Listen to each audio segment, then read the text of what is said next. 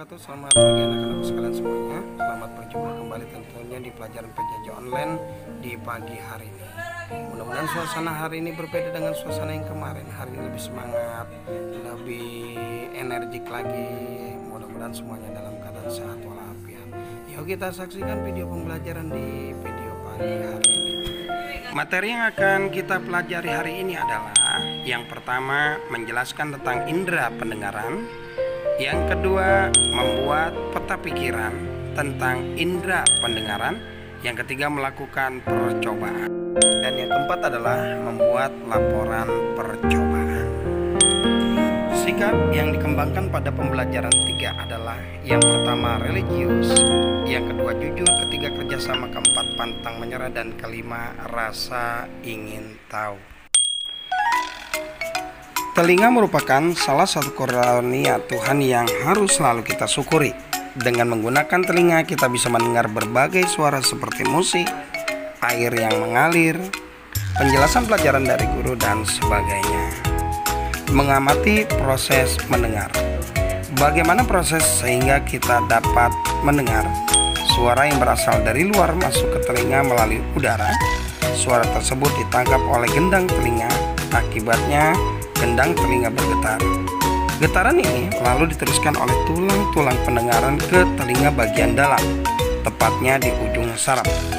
Oleh saraf, getaran tersebut disampaikan ke otak agar diolah sehingga kita dapat mendengar. Selain sebagai indera pendengar, telinga juga berfungsi sebagai alat keseimbangan tubuh. Bunyi atau suara yang sangat keras dapat memecahkan gendang telinga. Mengapa demikian? Karena gendang telinga hanyalah selaput tipis yang mudah pecah atau robek. Tindakan apa yang dapat kamu lakukan ketika mendengar suara yang keras seperti suara petir? Telinga merupakan salah satu organ yang penting. Sebagai organ tubuh yang lemah, telinga bisa mengalami kelainan maupun terserang penyakit. Misalnya tuli dan congek. Tuli adalah ketidakmampuan telinga untuk mendengar bunyi atau suara. Tuli dapat disebabkan oleh adanya kerusakan pada gendang telinga, tersumbatnya ruang telinga, atau rusaknya saraf pendengaran. Pada orang yang telah berusia lanjut, ketulian biasanya disebabkan oleh kakunya gendang telinga dan kurang baiknya hubungan antara tulang pendengaran. Congek adalah penyakit telinga yang biasa disebabkan oleh infeksi pada bagian telinga yang tersembunyi di tengah-tengah. Infeksi ini disebabkan oleh bakteri. Agar telinga kita selalu sehat, kita harus selalu membersihkan telinga dengan teratur. Membersihkan telinga dapat dilakukan dengan menggunakan benda yang lunak seperti kapas pembersih. Jangan sekali-kali membersihkan telinga dengan benda yang keras dan tajam, karena dapat merobek gendang telinga. Telinga terdiri atas bagian-bagian berikut. 1. Telinga bagian luar, yaitu daun telinga, lubang telinga, dan liang pendengaran.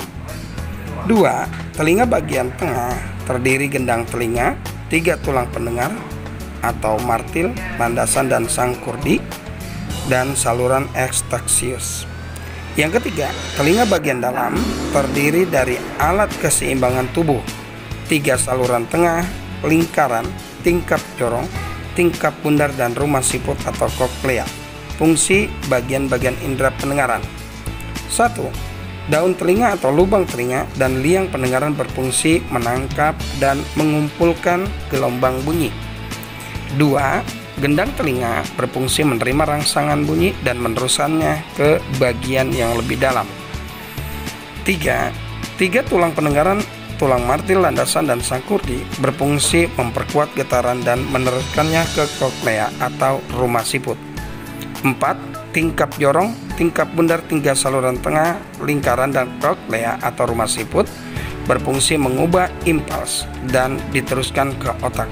3 saluran setengah lingkaran juga berfungsi sebagai keseimbangan tubuh. Saluran ekstasius menghubungkan rongga mulut dengan telinga bagian luar.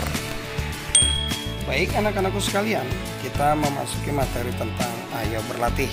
Silakan jawablah pertanyaan yang Pak Endang bacakan.